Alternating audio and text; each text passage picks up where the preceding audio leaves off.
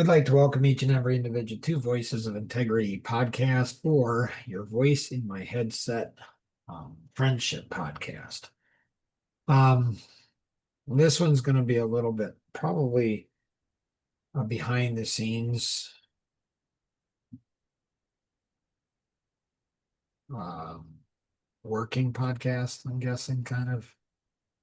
And so Elaine, and you always come early, always stay late because that's really, really cool stuff happens, not on the recording, but before and after. So Elaine said she wanted to go ahead and Melissa, she's joining us today because she's heard so much positive. There it is. It's pretty much, I'm surprised, President Trump hasn't said something about it. I mean, I'm serious. It's getting pretty popular.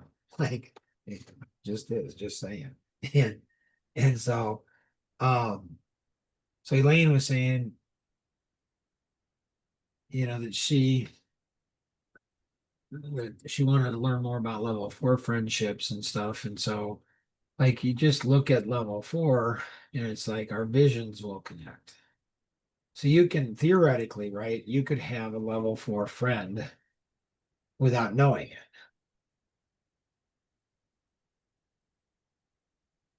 If you Interesting. don't, if you don't know your vision and they don't know their vision, it seems like to have an intentional, which is fascinating to me. So because it's the behind the scenes, will it get processed? Who knows? Probably not. But those could be like special segments. We just throw them in you know, we just throw them in a place, our archive, and people could go in and watch them if they wanted to. But on the Young Men's podcast this morning, I think, like I'm losing all track of time, like 7,000 RPM. And it's just, are you shaking your head at me or something else? I was thinking that's not good. It's when everything stands still. It's just, so Mary said to me this morning that I reminded her of of she and Nora's dad who passed away 2 years ago, which explains a lot. So Micah, he's, how old is he, Nora? Six, seven, Micah or Malachi? or Malachi? He's I think eight, seven Eight. or eight. Eight. So he's 7 or 8 years old. And Mary had shared with me that he'd have been 5 or 6 when his grandfather died. And so that's when my grandfather died too. No, he died when I was 9, but I didn't get to see him as much as Malachi has. But nonetheless, and it's weird because when I turned 40, I had this great sense of loss. I only saw my grandfather probably 5 times in my life. But at 40, it's just weird. Like at 40, I'm like, I miss Grandpa so much. Like I think he would have the answers to a lot of the problems I'm facing now. And he could definitely connect with me.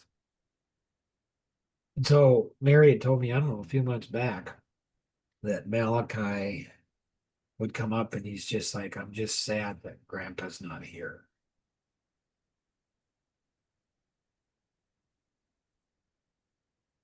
So he seemed to be connected to me.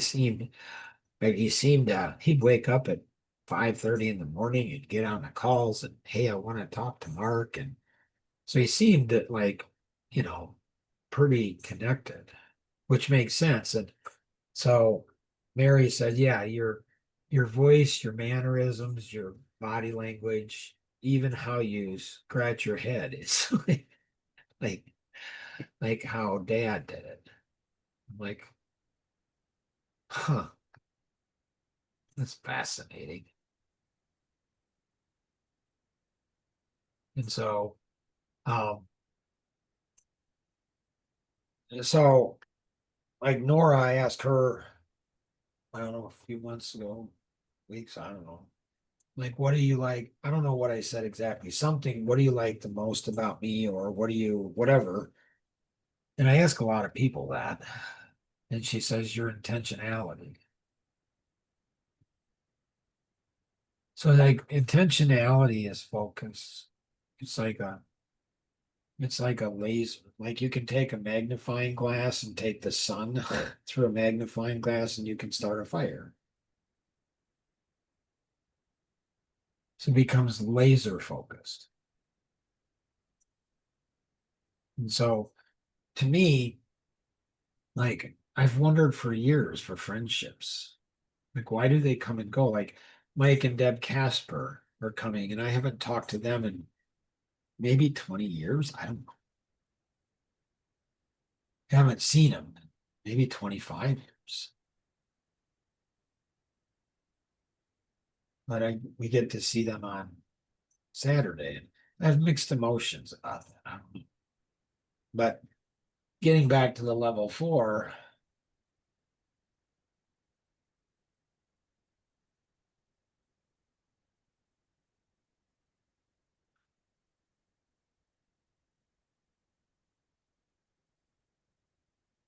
so we haven't done anything from last week's podcast about like a friendship covenant.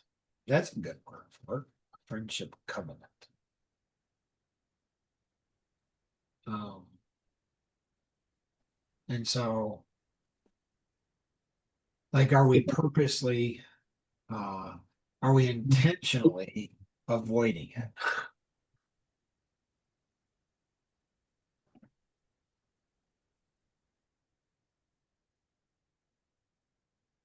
Well, I figured found out something this morning. For a long time in my life, like I asked Nora in the pre-show, I said, "Do you know what the difference between people leaving you in your life and people leaving me in mine?" And she's like, "No." I said, "When people leave you in your life, they miss you a lot. I think when people leave me, I don't think they miss me. I think they're kind of glad to have me come." Why is that? Um, so I think Nora brings an energy. She magnifies people good, maybe, and so people like that. It's like people get addicted to her. She brings out the good and people just get addicted to that. She accelerates the good.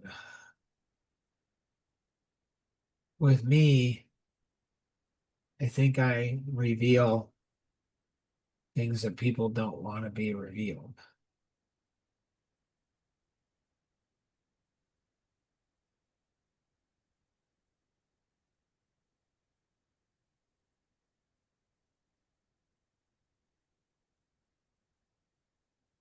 So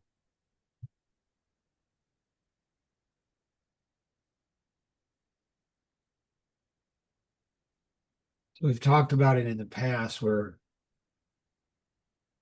there's connections and associated. So, Mary shared, Nora shared, I don't know. We do, we do a lot of podcasts together, right? Like my gracious. And um, so I think Nora shared, and she came into this world disrupting.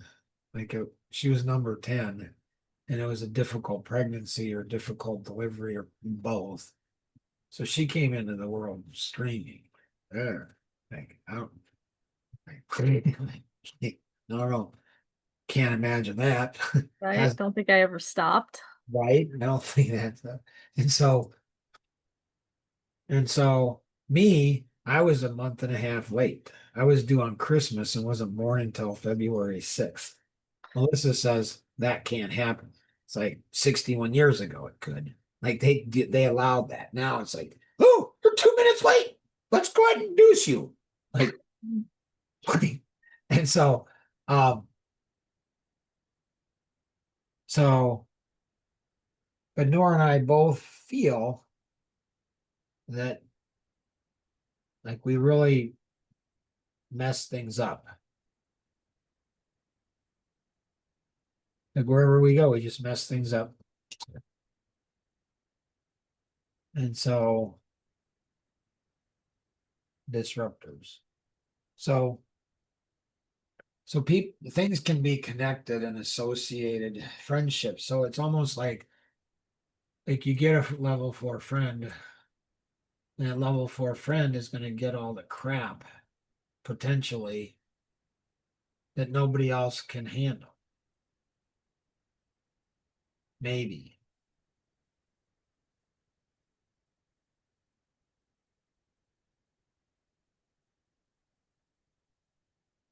So it starts to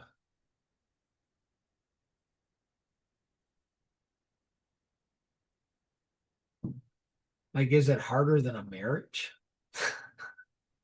like, like, I don't know. I mean, it would explain why Mary and Nora aren't making it a top priority to drive that forward.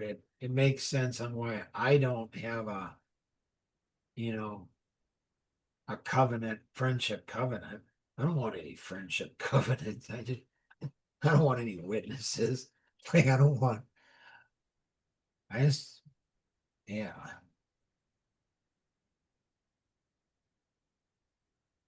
So I figured something out. I got a text this morning um from somebody, and he said, Mark, I absolutely do not want to have my wedding at your place. Copy that. Okay. I will be having it at a venue. Cool. All right. Nice. Thanks for everything. Cool. You're welcome. Also, I don't want negative people in my life telling me not to pursue my career. I'm like, what? What? Okay. You judged me. Okay. Didn't really. I took a test and I got 91 out of 99 and will be flying. Hope you have a good life. And then he texted me again. He said, I will not crash and burn. And what are you smiling? Like, See? yeah. It's just funny because it's like you have no idea. Like you go up in an airplane and I mean, something could go wrong and you could crash and burn. So there's no way for him to know that he'll never crash and burn. So it's just funny to me that he would say that. Like, I think that is a macho attitude, which is one of the five. 5 machos? No, one of the five Oh, like attitudes that will what do they call them? what's Uh that DBA? What's the DB? I don't know. That's a test I didn't take. No, what's the person who can prevent you from flying? What are they called? Oh, DPE. D. I'm gonna memorize that someday. So DPE. What does it stand for? Designated pilot examiner.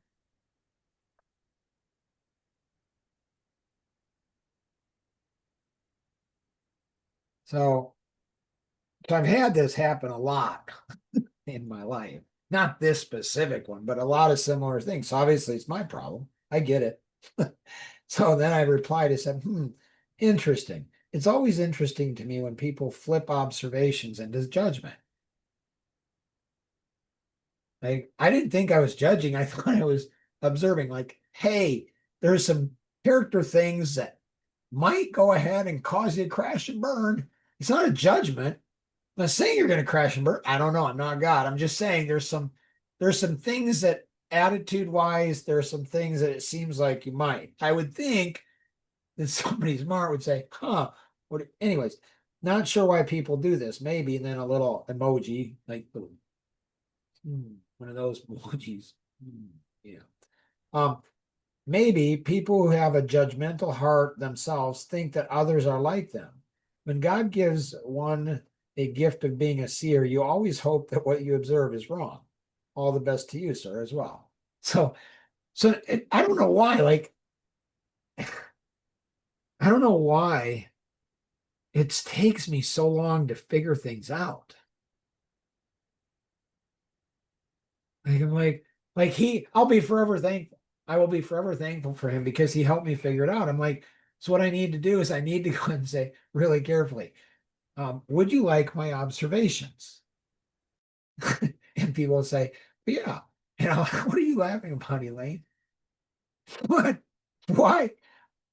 You and Norris. I thought things were stupid the way they are. Now this just gets stupider. I mean, Oh, hey. So it's there's down to like, why don't you do the Dory voice? Yeah, with it.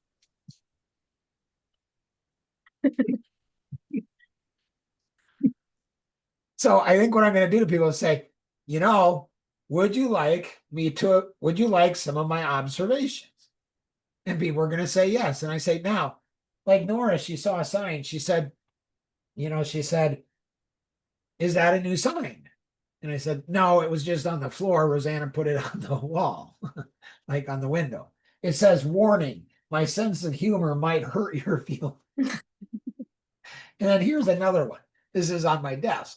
So you're not stupid. You're just not lucky when it comes to thinking. Like, so I think I'm going to say, hey, would you like my observation? Yes. Okay. Now I want to help you understand my observations are going to feel like judgment to you. Now, the reason they're going to feel like judgment is because my observation is people. I'm not saying you, I'm just saying people are judgmental. And so my experience is when I make an observation, somebody's going to think I'm judging them. I'm not judging them. I'm observing situations. Like, I can't wait till I get this whole spiel down because I can see somebody going, I just wanted an observation. No, you need in what do they call it? You need anesthetic. You need anesthetic before I go in because, my observations, like if an observation isn't even close, like, but I can't even, I was going to use that example, like, but I can't. Like, here's an example of an observation that doesn't make any sense. So it's a ridiculous observation, right? So if I go ahead and say to a man, would you like an observation? And they'll say yes. And if I say, you remind me a lot of a woman, like if a man, that's a ridiculous observation. But a lot of men would take offense at that. They wouldn't just laugh and go, huh, like, is it my body type or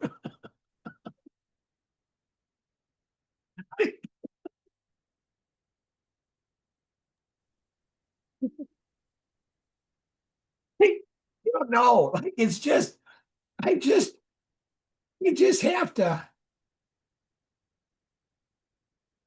Like, you could text him and ask him if he knows the 5 hazardous attitudes. The 5 hazards attitude. Hazardous. He should if they weren't on his test, he should definitely study them.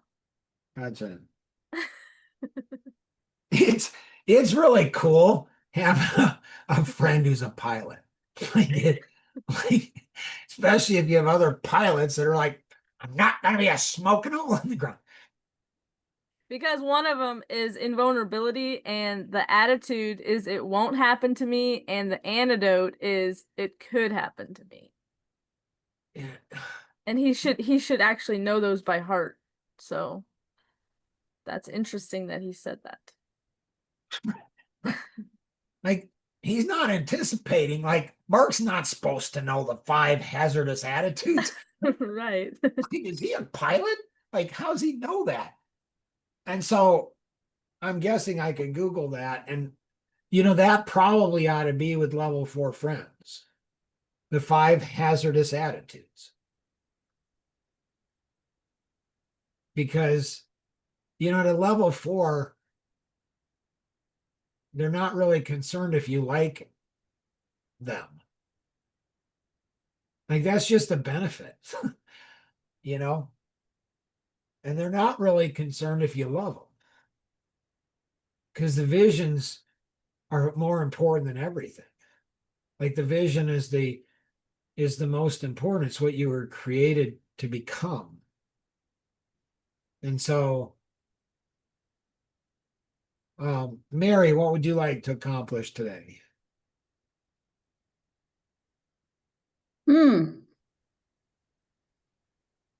Not sure. Melissa, do you think you'll come back or not?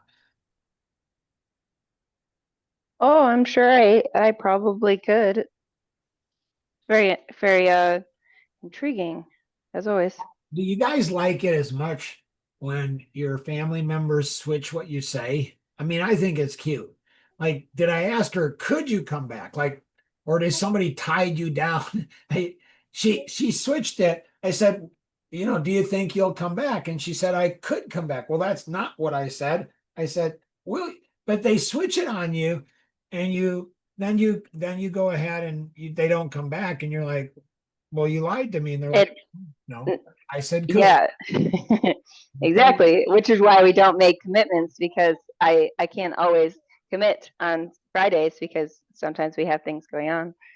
Ergo, why I said could, not will. Right. So I mean, or if you want, I can go super analytic and be like, I will come back at one point in my life again. Yes. This is one of the things that, when you birth a girl and then you help raise that daughter, and then you help her get through all the traumatic relational experiences, then you help her find a husband, and then you help her acquire that husband, and then you help her through all of those things. You do all of those things for her, like all of it. And then she says, I'll visit one more time. And you're like, I didn't say that. I didn't say one more. See, don't you love it when family members switch things on you and use a different word? Don't you love it? Oh, I love it too. It's so fascinating to me. I never said one more time. I said I would come back another time in my life. Another time. I did not say one time. I said another time. Oh, look at where I got the twisting from. Elaine, anything you got? To add to that, No, please take it another direction. Oh, why don't you like that direction? Why don't you like that direction, Mark Because it Worsley? goes down to a level 2, and I like to stay in level 4. Okay, that's what I'm trying to get to in level 4, is asking why you don't like this direction of level 2. So how can we get it back to a level 4 besides just switching the subject? You can discover your light vision. I thought I already did that. I thought we What- came up with that a What while is it? back. What is it? To have it written down. I don't have it quoted, Okay. but If you have to read your light vision, you haven't. no, because to be the best woman that God designed me to be in the best way possible, as a mother and a wife and a person of God. Yes. So I think what you're saying, if I'm understanding this right, you're saying you're pretty much like every other woman who's a mother and a wife and a Christian. Not true. No. There's many women out there that would not like to put being a Christian above being a wife, and a lot of women that don't like putting being a mother above being a wife. So no, I would disagree with you there. Let go. So Melissa, even though she was trained to be my daughter, she doesn't understand. Well, not disagreeing and how it's an arrogant, but we won't go into that now. So we want to stay focused on, level 4 vision. Rosanna, anything you want to accomplish today? So how do you hone in on the vision, your life vision, that actually makes you different than everyone else? Well, you don't have to go ahead and worry about that. If you So if I say my life vision is I want to, that the world will be a better place because I was in it, does not seem like a good life vision then. If you Again- just, go ahead. Again, if that's what God created you to be, it sounds like that's pretty much every human being, but maybe not. I don't know. And so Right. it's fine. It's whatever. It's your vision. It's your life. We only get one of those, unless, of course, we're Eastern religions. Then we can come back as a mouse or a rat or something. So reincarnation. So yeah, so there's not anything bad. It's not bad. It's not wrong. Can my life vision get better than it is? I think so. I'm confident it can. And so, Alan Stein said that you've discovered your life vision when you hate it, you run from it, you try to escape it, it pursues you and you can't escape it. This is where I'm at in life. When he said that, I don't know, 10 years ago or whatever, it resonated. I'm like, that is so true. It's almost like subconsciously the human brain does not want to discover their life vision because of the responsibility that goes along with it. And the work and the sacrifice and the risk and the pain. I don't know. So Yeah. if I want my life vision to make more sense, then I probably need to go ahead and hone in on even further down than it is already. Again, it's up to you. It's up to you. So whatever you get to decide what it is, it's your life vision. So, does it empower you? Is it like nuclear energy? Can you take extreme amounts of pain and somehow turn it into something of benefit? Can you learn? Can you grow? Do we keep making the same poor choices over and over again? Like, Elaine, anything you want to accomplish specifically? I was just thinking go into a level 4 friendship deeper, and then like have more of them. So, so the first thing I think, and so I was inspired by the concert that we went to, where this song, it's a Christian concert, and this guy's been an artist for 30 years. And so there's songs that Roseanne and I grew up on. Melissa and Ginger Ann, our daughters, two daughters, oldest daughters, who are in their 30s, mid-30s. And there's this song about going deep. And all of these people, especially women, are in the audience and their bodies are moving and they're swaying and their arms are going. I mean, it's like they want to go deep. Melissa and Rosanna, did you both find that as fascinating as me? Until you mentioned it, no, but I knew everybody knew the song, and so I guess I feel that applying it, I'm not sure that people know how to apply it. Right? Looks like Melissa had to jump off. So I think women, like the identity, we've talked about that a lot. And so I think people's identity is going to be filled with something. And I think it's like with kids, if you don't, their bellies are going to be full with something. And if you allow them, often, most children, they will fill it with sweets and junk food. And so a mom or mom and dad have to go ahead and work with their children to go ahead and not fill their bellies with junk food. And I think, I think that the same is probably true for friendships.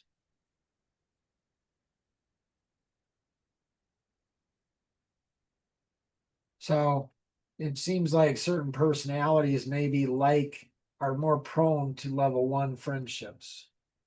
They want to be liked by everybody.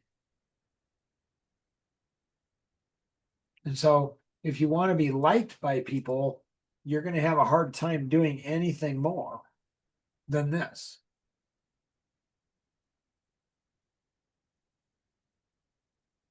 Because people control you.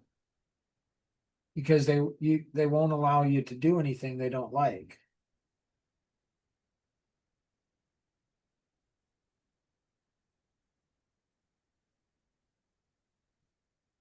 And so, then, so level 2 is people are going to irritate you, or you're going to irritate other people. When you do that, they're going to go ahead and make your life miserable, or you're going to make their lives miserable, especially if they don't want to grow, if they like it where they're at, if they're comfortable.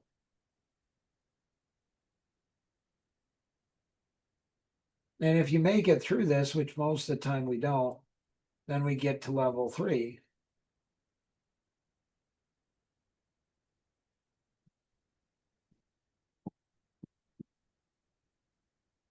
Nora, what are you thinking now?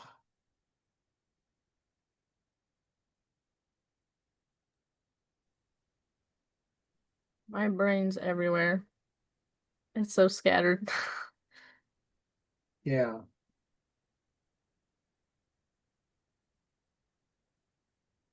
So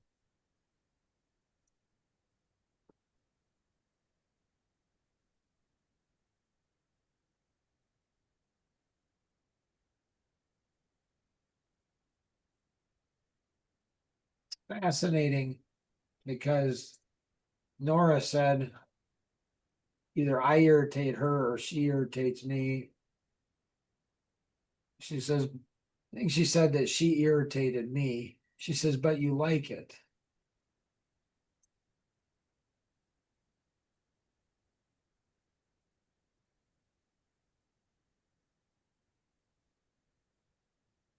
What does that mean?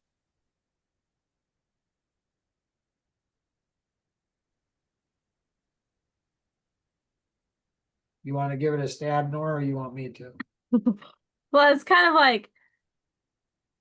like you do it on purpose. It's not like a irritate, like I can't stand you. It's more of a like you're such a little shit, like so it's not like a mad or irritation. It's just little things you do or say that's like it's like in a fun way, I would say. So I make fun of her double analytic.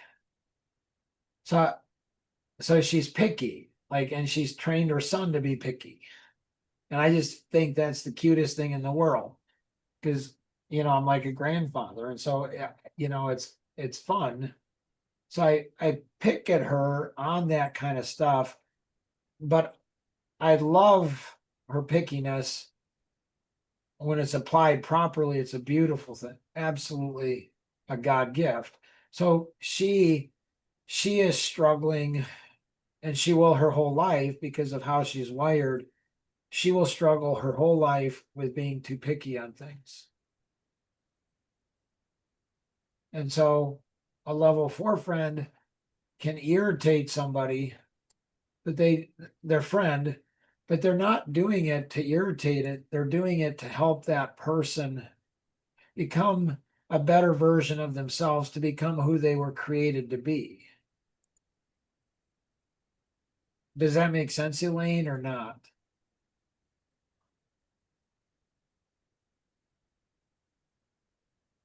Yes. Anybody else have anything else?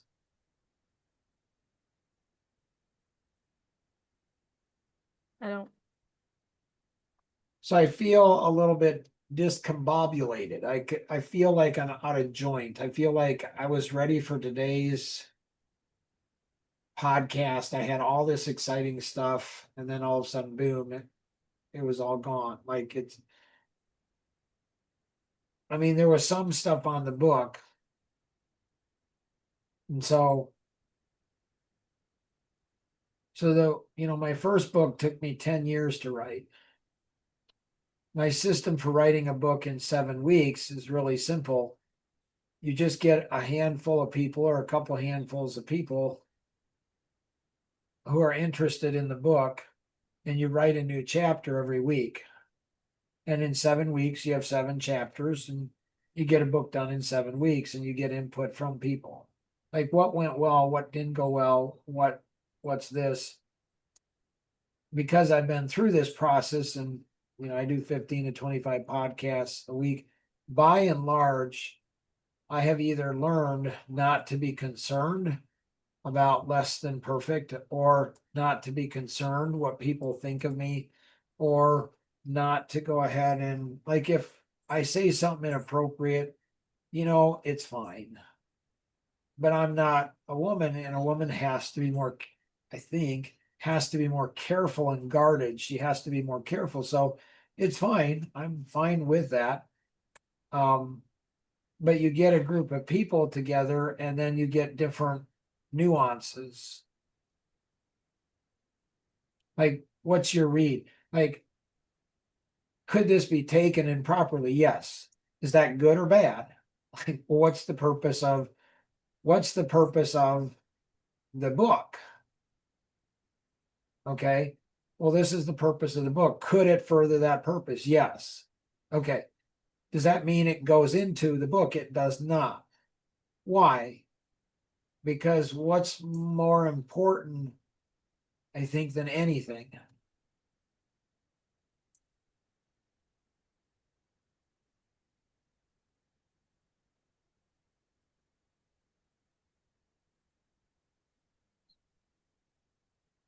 What is it?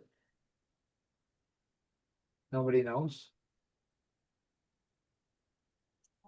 That it makes an ROI. No, that's the least. That's the least important thing.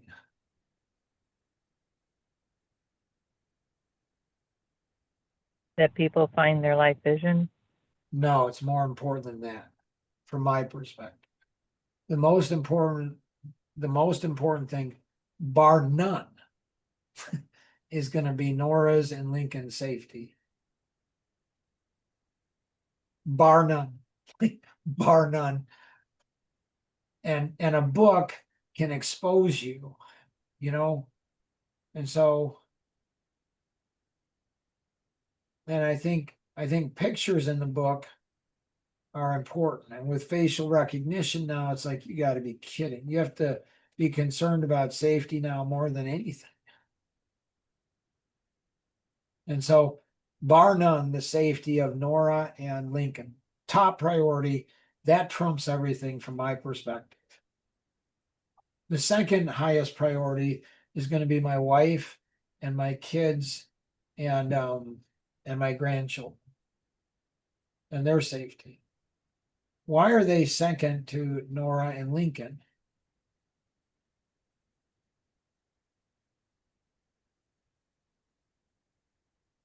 Because Nora's a co-author. She's closer to the front lines. My kids, my wife and my kids and grandkids, I mean, if somebody's ticked at me, or if I'm exposed, it could impact them. I have to consider that always. Like, what impact is that going to have on them? But likely their physical safety and all the other is not going to be impacted. Not like Nora's on the front line. She is in the trenches with me. She and I are on the front lines in the trenches, and it is the most dangerous place to be, unless that's where God wants you. if that's where God wants you, is on the front lines, then that is the safest place to be. But I can't determine that, nor would I ever even want to try to determine that for Nora and Lincoln. That's Nora gets to decide that. And so Nora is the first author in 18 books where she's actually writing the book with me. First co-author where I feel that she's actually invested into the process. So I would do things differently. I just let her rip, but I'm not a woman. I don't have a young son. And so she's got to consider those. I try to. I think in some ways I'm more concerned about that than she is. And so everything I do is with that consideration up on the utmost. And so, but I love that she's actually cares. She actually, well, what if we did it this way? And what if we did it this way? And what about this? And so the truth is that she's going to have more authority on the book than I will for multiple reasons. And so, the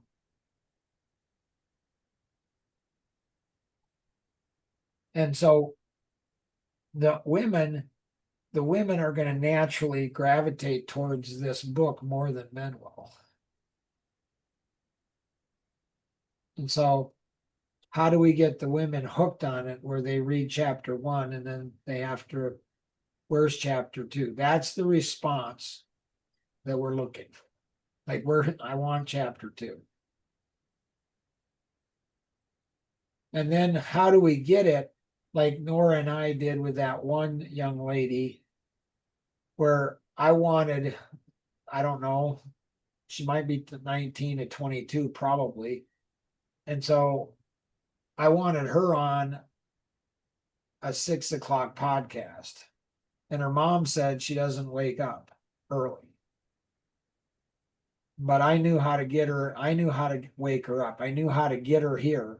But I couldn't do it because I don't know the daughter. I don't have her contact information. But she has a smart mom.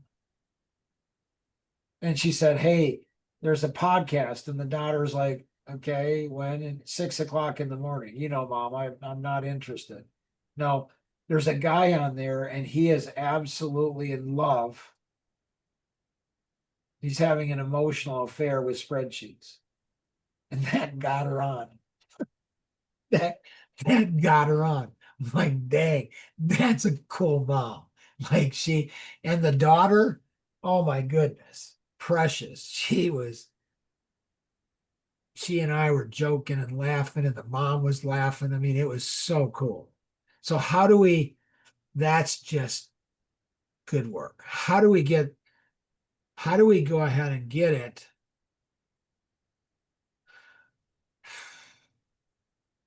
to where the women are getting the men to participate? You know, therein lies the challenge. First challenge, getting women where women are like, and then women are sharing it with other women. Say, you got to read this book. Like, holy cow. Like I've never even, this is insane. That's the response where women can't put it down and they're sharing it with their women friends. And then they're getting their husbands to go ahead and read. Anybody else have anything else? All right. Thank you all. Appreciate it. Thank you. Thanks.